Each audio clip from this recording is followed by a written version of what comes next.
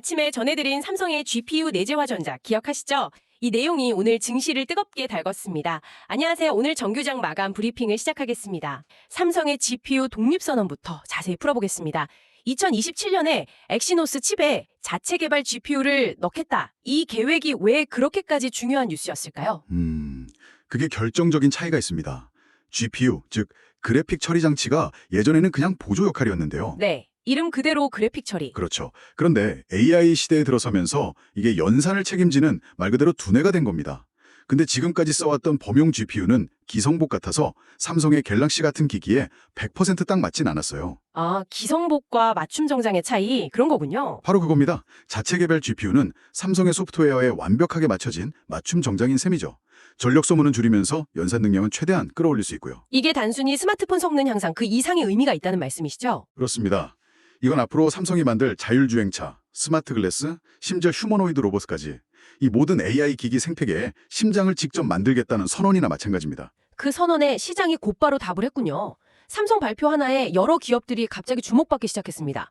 오픈에지 테크놀로지, 코아시아, AD 테크놀로지, 가온칩스 모두 15% 이상, 어떤 건 20%를 훌쩍 넘게 올랐어요. 이 회사들 각각 어떤 역할을 맡고 있나요? 이 기업들을 하나의 팀으로 보시면 이해가 쉽습니다. 최고의 반도체 칩을 만들기 위한 뭐랄까 어벤져스 팀 같은 거죠. 어벤져스 팀이요? 흥미롭네요. 네. 먼저 오픈에지 테크놀로지는 이 팀의 설계자입니다. 반도체 설계의 기본 재산, 즉 IP를 제공하는 회사죠. 삼성 파운드리의 공식 파트너이기도 하고요. IP라고 하면 보통 지적재산권을 떠올리는데요. 반도체에서의 IP는 구체적으로 어떤 건가요? 반도체 IP는 이미 검증된 기능 블록의 설계도라고 생각하시면 됩니다.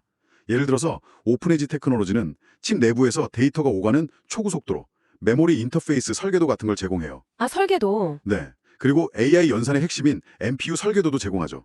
삼성이 더 빠르고 똑똑한 엑시노스라는 건물을 지으려면 오픈에지의 최신 설계도가 꼭 필요한 겁니다. 그래서 오늘 주가가 22% 넘게 오른 거고요. 설계도가 준비되면 이걸 이제 실제 공장에서 생산할 수 있게 만들어야 할 텐데요. 여기서 오늘 20% 넘게 오른 코아시아나 거의 상한가까지 간 AD 테크놀로지가 등장하는 거군요. 네, 바로 그 지점입니다. 이 회사들은 디자인 솔루션 파트너, 줄여서 DSP라고 불리는데요. DSP. 그 역할이 굉장히 중요한 것 같습니다. 아주 중요하죠. 비유하자면 삼성 파운드리라는 세계적인 셰프의 주방에 있는 수석 부주방장 같은 역할입니다. 부주방장이요? 네, 외부에 뛰어난 설계 기업이 아주 세고한 설계도를 가져와도 이걸 삼성의 특별한 3나노 공정이라는 오븐에 맞게 손질해야 최고의 요리가 나오거든요. 그 손질과 최적화를 담당하는 게 바로 DSP입니다. 아, 설계도를 삼성 공정에 맞게 번역해주는 역할이군요. 정확합니다. 그런데 오늘 이 역할이 특히 부각된 건 삼성의 선언 자체가 우리 3나노 주방이 완벽하게 준비됐다는 자신감의 표현이기 때문이에요. 그 신호를 보고 글로벌 고객들이 더 몰려올 거라는 기대감이군요. 그렇죠. 그러면 자연스럽게 수석 부주방장인 코아시아나 AD 테크놀로지의 일감이 넘쳐날 거라는 논리가 생긴 겁니다. 특히 AD 테크놀로지는 차량용 반도체에 특화되어 있어서 삼성의 미제 전략과 딱 맞아떨어지고요. 가온칩스도 같은 DSP 파트너인데 오늘은 자체적인 좋은 소식까지 더해졌더라고요. 맞습니다. 가온칩스는 오늘 약 179억 원 규모의 대규모 개발 계약 공시가 나왔습니다.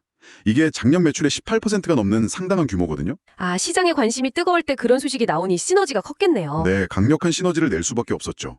들어보면 정말 하나의 팀이 움직이는 모습이 그려지는데요. 근데 여기서 한 가지. 세계 최고의 GPU를 처음부터 설계하는 건 정말 어려운 일로 알려져 있잖아요. 시장이 2027년의 계획을 너무 빨리 축하하는 건 아닐까요? 리스크는 없을까요? 합리적인 의문입니다. 당연히 리스크는 있죠. GPU 개발에는 정말 엄청난 비용과 시간이 들고 경쟁자들의 벽도 아주 높습니다. 그렇죠. 다만 시장이 환호하는 이유는 삼성이 맨 땅에서 시작하는 게 아니라는 점 때문입니다. 이미 엑시노스 개발 경험이 수년간 쌓여 있고 세계 최고 수준의 파운드리 생산 능력도 갖췄거든요. 그리고 오늘 주가가 오른 이 파트너사들의 존재 자체가 혼자 짐을 지는 게 아니라는 증거이기도 하고요. 아, 성공 가능성을 높여주는 강력한 우군들이군요. 알겠습니다. 그럼 자연스럽게 오늘 시장의 두 번째 흐름, 자율주행 섹터로 넘어가 보겠습니다. GPU가 어떻게 자율주행차 관련주들까지 움직이게 만든 건가요? 자율주행차를 바퀴 달린 컴퓨터라고 부르는 이유가 바로 여기에 있습니다.